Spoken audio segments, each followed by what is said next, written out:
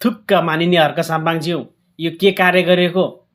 आफ्नो नाम पार्टी जोगाउनको लागि आफ्नै कार्यकर्तामाथि यस्तो कुकार्य कार्य गरे, यस्तो अरू कसैको इज्जतमाथि खेलवाड गर्ने तिमीलाई अधिकार कसले दियो?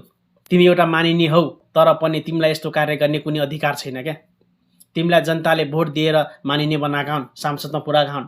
आफ्नै कार्यकर्तामाथि यस्तो कुकार्य गर्छौ भनेपछि तिमीलाई कसरी जनताको नेता भन्ने? श्रम संस्कृति पार्टी भनेको जनताको पार्टी हो।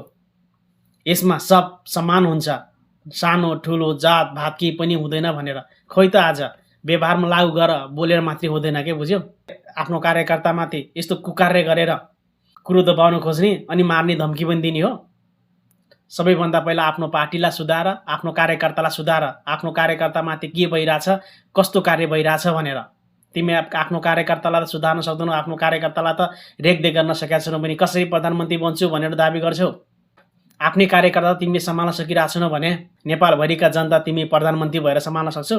भुकेर